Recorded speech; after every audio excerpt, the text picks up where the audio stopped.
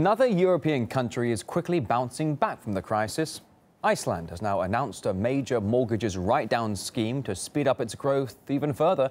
Katie Pilbeam, the host of Venture Capital, now joining me live to discuss this. Good to see you, Katie. Homeowners getting a helping hand. Yes, makes a change, doesn't it? Sure so does. The Icelandic government, they're going to inject $1.25 billion to help out people that are really struggling with higher costs of living. So what they're going to do is they're going to inject this money. It's going to be half in mortgage pay downs, another half in tax exemptions. It's going to help 100,000 people, which probably doesn't sound a great deal, but that's actually a third of the population of Iceland. Now, having said this, this is going to be 9% of the total country's GDP, which is 14 billion. So they're really investing into this one. But not everybody's happy about this. Credit rating agencies are advising against this. They're saying austerity is the way forward, as well as the IMF too.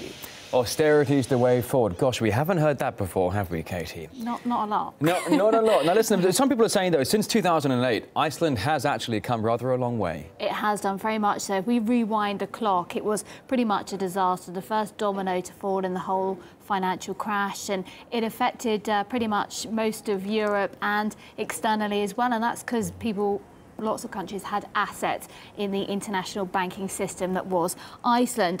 As a result, we had international debt 6 times higher than the country's GDP, which is pretty startling. Stock market plunged 90%. Inflation surged 18%.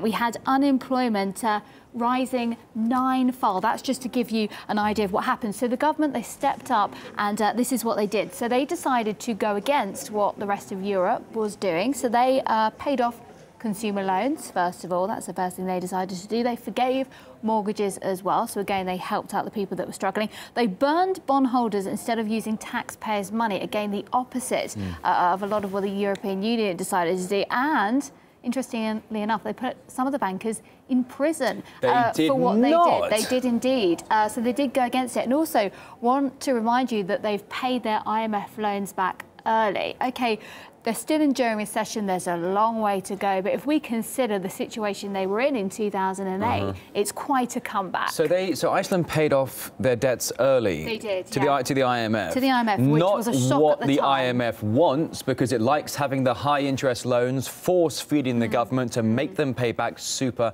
high interest. Iceland actually doing something for its people, as opposed to the Eurocrats in Brussels doing everything for the banks. You know, it's good that you say that, because the OECD, they've actually warned against that. They've said this isn't advisable to be so harsh on the banks. Gosh. I know, shock horror. I suppose Iceland is far enough away, geographically speaking, they can get away with this kind of thing. But perhaps to other European leaders, take note.